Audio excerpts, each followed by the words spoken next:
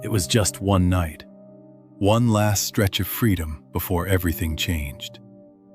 In American Graffiti, Richard Dreyfuss's Kurt Henderson spends those hours caught between staying and leaving, between who he is and who he might become. And by morning, a decision is made. But here's what the film never tells you. For the people who lived that story on screen, that one night didn't really end. It followed them, shaped them. In some cases, defined everything that came after. And the truth behind what happened next is far more complicated than the movie ever let on. Before we go further, I'm curious. When you think of American Graffiti, who do you remember first? Kurt, Milner, or Toad? And what made them stay with you all these years? Released in 1973 and directed by a young George Lucas, American Graffiti was made on a modest budget, but it became something much bigger. A cultural time capsule of youth, music, and change. And the unlikely starting point for several lives that were about to take very different directions. Charles Martin Smith didn't look like someone destined to stand out. As Terry "Toad" Fields, he was the awkward kid, the one constantly trying to impress, constantly a step behind, and somehow always in over his head. It was the kind of role that could have easily boxed an actor in. But what makes Smith's story interesting is how quietly he stepped outside of that box. After American Graffiti, he kept working steadily as an actor, showing up in films and television with that same understated presence. No dramatic reinvention, no sudden leap into stardom. Instead, something more rare: consistency. And over time, he shifted behind the camera, building a second career as a writer and director. It's easy to overlook a path like that because it doesn't demand attention. But in a business built on visibility, Smith found a way to stay relevant without chasing the spotlight. There's something fitting about that. The character who spent one night trying to prove himself ended up building a life that didn't need proving at all. And if Toad represented the outsider looking in, the next story feels very different, because Candy Clark started right at the center of attention. As Debbie Dunham, she was vibrant, unpredictable, and impossible to ignore. The kind of presence that feels effortless, like the camera just naturally found her. And for a moment, it really did. Clark's performance in American Graffiti didn't just get noticed, it earned her an Academy Award nomination, right out of the gate. For most actors, that kind of recognition sets the tone for a long, high-profile career. But Hollywood doesn't always follow its own logic. In the years that followed, Clark continued to work, appearing in films and television. But the momentum of that early success gradually softened. The spotlight that once felt so direct became more distant, more selective. What's striking isn't a dramatic fall, but the quiet shift. From being one of the most talked about new faces to becoming part of the industry's steady, working fabric. And there's a kind of resilience in that. Because not every career is defined by constant ascent. Some are shaped by endurance, by continuing forward even when the noise fades. If Debbie felt like the energy of youth in motion, then Laurie Henderson brought something more grounded, something steadier. Cindy Williams played Laurie as the emotional anchor of that night, the girlfriend who wanted certainty in a world that was already starting to drift apart. There was a sweetness to her, but also a quiet strength that hinted at something deeper. And in many ways, that strength carried into her real life. After American Graffiti, Williams found a level of fame that few of her co-stars experienced at the time. As Shirley in Laverne and Shirley, she became a household name. part of one of television's most beloved duos. Week after week, she wasn't just remembered, she was part of people's routines. But success at that level comes with its own pressures. At the height of the show's popularity, Williams made the difficult decision to step away, choosing her personal life over continuing in a role that defined her. It wasn't a collapse, it was a choice, one that reshaped her career and, in some ways, her legacy. Because while some actors chase the spotlight, others decide when it's time to leave it. And that decision says just as much as any role ever could. But as we move forward, the stories become less about quiet stability and more about transformation. Because the next faces from that one unforgettable night didn't just evolve, they completely redefined what came next. Some movies capture a moment. American Graffiti captured a threshold.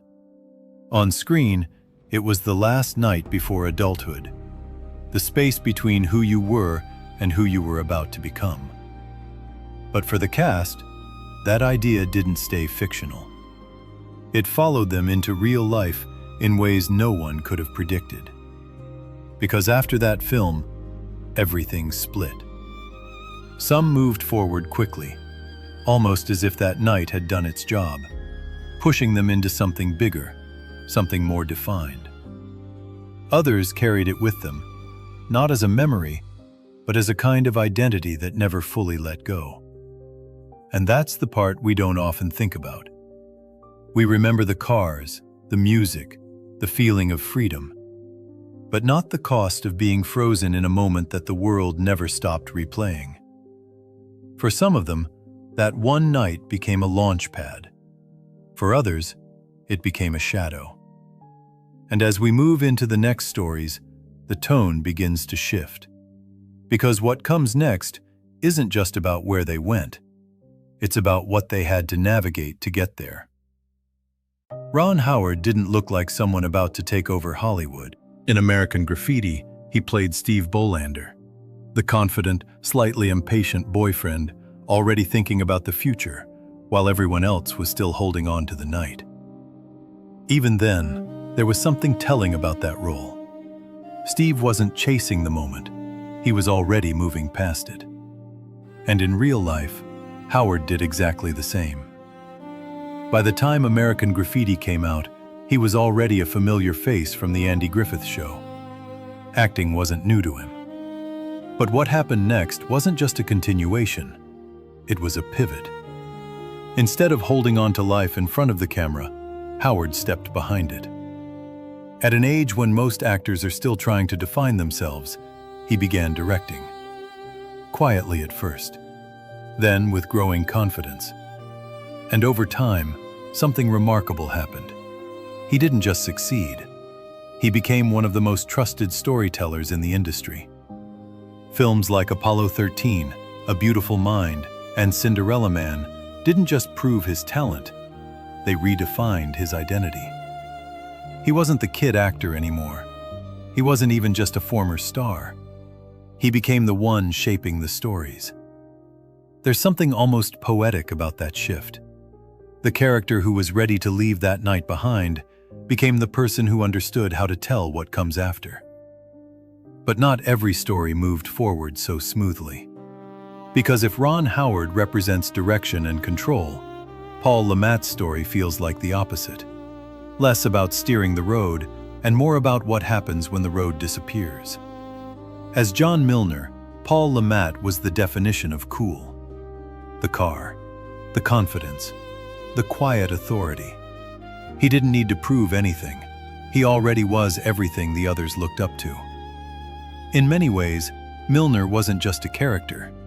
He was the myth of youth itself. Untouchable. Timeless. And for a moment, that image carried over into real life. Le Mat's performance earned him a Golden Globe, and it seemed like the start of something big. He had the presence, the recognition, the kind of role actors wait their entire careers for. But momentum in Hollywood is a fragile thing. In the years that followed, the roles didn't quite build the way many expected. There were performances, appearances, moments of visibility, but not the sustained trajectory that matched his breakout. And that's where the contrast begins to deepen. Because Milner, the character, never really ages in our minds. He's always there, leaning against the car, owning the night. But the actor behind him had to keep moving through time, through an industry that doesn't always make space for the same kind of presence twice. It's not a story of sudden collapse. It's something quieter, more complicated. A reminder that sometimes the role that defines you the most can also be the hardest one to move beyond. And as we move forward, the stories become even more layered. Because the next journeys aren't just about career paths or missed momentum. They carry a deeper emotional weight that reshapes everything that came before. Richard Dreyfuss was the emotional center of American Graffiti, even if it didn't feel that way at first. As Kurt Henderson, he wasn't the coolest, the loudest, or the most confident. He was the one asking questions, the one standing slightly apart, caught between staying in a world he understood and stepping into one he couldn't yet see. That quiet uncertainty became the film's heartbeat. And almost immediately, it became the beginning of something much bigger. After American Graffiti, Dreyfuss didn't just find success, he accelerated into it. Jaws, Close Encounters of the Third Kind, then an Academy Award for The Goodbye Girl. In just a few years, he went from a thoughtful young actor to one of the most recognizable faces in Hollywood. But success at that level doesn't come without weight. Behind the momentum, there were personal struggles.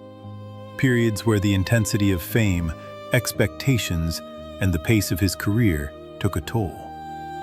It wasn't the kind of story that plays out in headlines as a single turning point. It was more gradual, more human.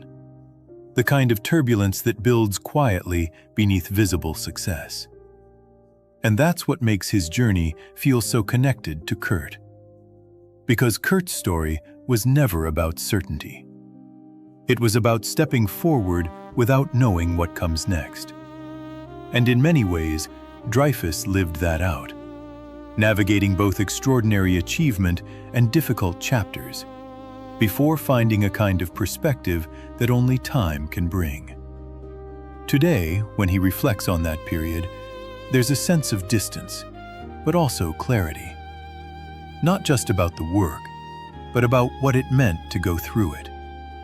The kid who spent one night searching for direction became someone who had to define it again and again over a lifetime. And if Dreyfuss represents the question of where life leads, Harrison Ford represents something else entirely. Because in American Graffiti, you almost miss him. Bob Falfa isn't the center of the story. He's not even part of the main emotional arc. He shows up, exudes confidence, challenges Milner, and then disappears as quickly as he arrived. At the time, Harrison Ford was still trying to find his place in Hollywood. Acting wasn't yet a guarantee. It was something uncertain, something he balanced with other work just to keep going. There was no sign, in that brief role, of what was about to happen. And that's what makes his story so remarkable. Because only a few years later, everything changed. From American Graffiti to Star Wars. From a supporting presence to Han Solo. Then Indiana Jones. Then decades of defining some of the most iconic characters in film history. It's not just a successful career. It's one of the most unlikely transformations Hollywood has ever seen. And yet, looking back, there's something consistent in it. Even in that small role as Falfa, there's a presence. A confidence that doesn't ask for attention, but naturally draws it anyway. The kind of energy that, given the right moment, can redefine everything. Ford didn't just move beyond that one night. He expanded far past it into a space few actors ever reach. From a near background character to a global icon. And when you place his journey alongside the others, something becomes clear. That night in American Graffiti didn't determine who they would become, but it revealed something in each of them that the rest of their lives would either build on, struggle against, or completely transform. American Graffiti was never really about cars or music or even that one long summer night. It was about the moment just before everything changes. The moment when you don't yet realize you're standing at the edge of something bigger, something that will quietly reshape who you become. And that's why the film still lingers, because it doesn't end with answers. It ends with movement. And life, as we've seen, doesn't pause there. For some of the cast, that night became a beginning, a push into something greater than they could have imagined. For others, it became something they carried with them, an image, a role, a feeling that the world never quite let go of. But in one way or another, they all had to step beyond it. And maybe that's the real legacy of American Graffiti. Not just the nostalgia, but the recognition.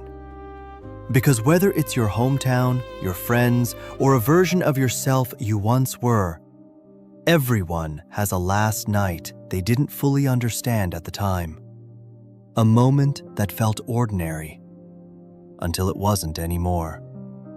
And years later you realize that was the turning point. So now I'm curious, what was that moment for you? The night, the decision, or even the goodbye that quietly changed everything? If this story brought something back for you, share it in the comments. And if you want more stories like this, don't forget to like and subscribe.